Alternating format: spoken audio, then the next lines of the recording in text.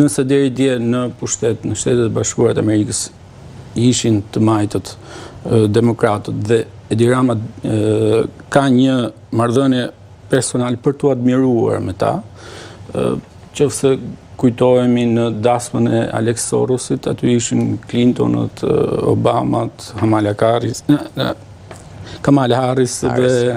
Po ka plot nga le themi njerëz që janë pjesë e influencës, rrethit të majtës amerikane. Kontaktet e Ramës me të majtën amerikane janë shumë të mira. Ndërkohë që madje ai është përdorur në 2016, kur i tha Trumpit, siç thëtë ti, që Zoti mos e dhënë Zoti që nëse ai do ka qenë intervista në CNN, në CNN kur Trumpi kandidonte, nëse më kujtohet më saktë, por nuk ishte zgjedhur ende dhe e pyetën gazetarët amerikanë dhe ai tha mos e dhënë Zoti që të zgjidhet. Sot gjithçka në Shtetet e Bashkuara është përmbysur, si politikat e të majtëve, ashtu edhe pozicioni i Sorosit.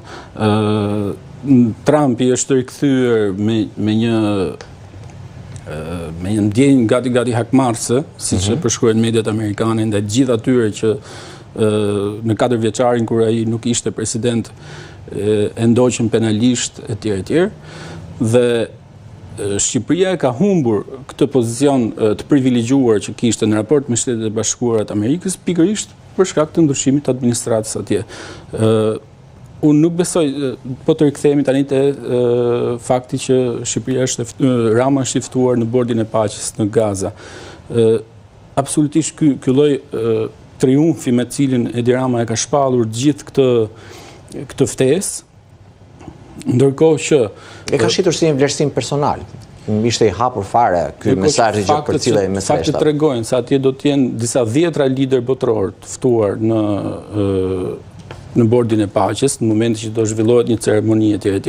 Qofse kujtoheni disa muaj më parë në firmosjen e marrëveshjes për paqen në Egjipt, vetëm 4 lider botror, mes tyre dhe Trumpi, ishin duke firmosur në tryezë, ndërkohë pas tyre ishin disa 10 presidentë apo kryeministra të tjerë shtetesh, më shumë ishin për një skenografi, në mënyrë që Trump të japi idenë se marrëveshja që ai po arrin në Gaza për paqen ka një konsensus sa më të gjerë në OKB.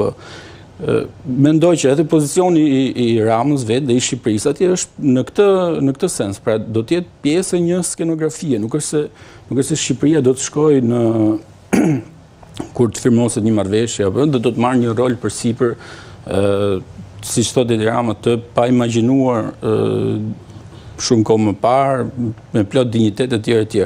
Unë besoj që kjo do jetë një pozicion i rëndomt aty.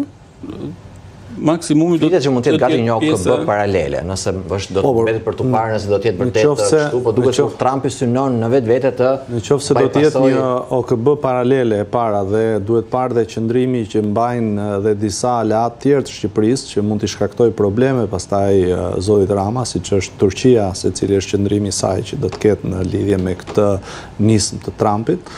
Dhe në qoftë se ajo... Sa po lexoja dje, Izraeli kishte reaguar pikërisht se nuk donte Turqinë dhe Katarin. Po, në qoftë se... Kam përshtypjen i bie me logjik, me deduksion logjik, bie që Turqia është e përfshirë. Okej, por mund të jetë e përfshirë, domethënë ka disa shkallë të përfshirjes së dikujt, është pjesëmarrje, përfshirje, aktivizim, angazhim etj. Pra varet cili është qëndrimi që do të mbajë Turqia në raport me këtë nisëm për Gazën dhe në qoftë se pastaj shkojmë drejt kësaj që ju thatë, drejt një OKB-je paralele, pastaj mund të shkaktojë probleme edhe në raportet me Bashkimin Evropian etj. Që duhet thënë janë nivelin shumë, domethënë janë gati në një lloj krize raportet midis Bashkimit Evropian dhe Shtetet e Bashkuara të Amerikës pas situatës në Grueland, pas Edhe diçka, po sot Rama në një status të dytë ka përgjigjëstruar që do të vinë palestinezë në Shqipëri.